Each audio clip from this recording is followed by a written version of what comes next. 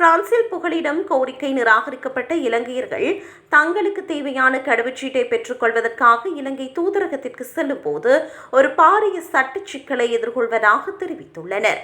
தூதரக அதிகாரிகள் கடவுச்சீட்டு விண்ணப்பத்துடன் புகலிட கோரிக்கை நிராகரிக்கப்பட்டதற்கான ஆவணங்களை சமர்ப்பிக்குமாறு கட்டாயப்படுத்துவதாக தெரிவிக்கப்படுகிறது.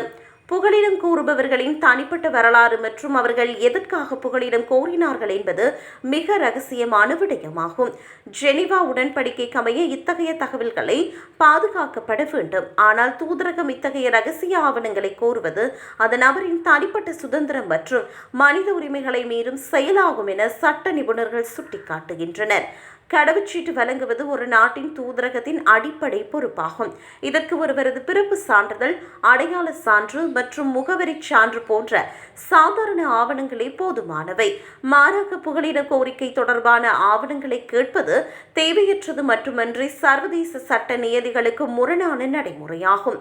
கடவுச்சீட்டு பெறுவதற்கு விண்ணப்பதாரரின் முந்தைய வாழ்க்கை சம்பவங்கள் அல்லது புகலிட கோரிக்கையின் பின்னணி முக்கியமல்ல என சட்டத்தரணி ஃபர்வீஸ் தெரிவித்துள்ளார்.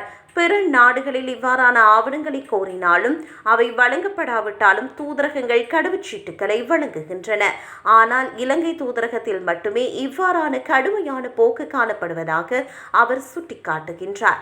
புகலிட கோரிக்கை நிராகரிக்கப்பட்டதை உறுதிப்படுத்த வேண்டிய தேவை இருந்தால் தூதரகம் நாடு கடத்தல் உத்தரவு ஆவணத்தை மட்டும் பரிசீலிக்கலாம். அதில் விண்ணப்பதாரரின் ரகசிய காரணங்கள் குறிப்பிடப்படுவதில்லை. மாறாக விரிவான புகலிட விண்ணப்பங்களை கோருவது அந்த நபரின் பாதுகாப்புக்கு எதிர்காலத்தில் அச்சுறுத்தலாக அமையலாம் என்பதால் இதுகுறித்து தீவிர கவனம் செலுத்தப்பட வேண்டும்.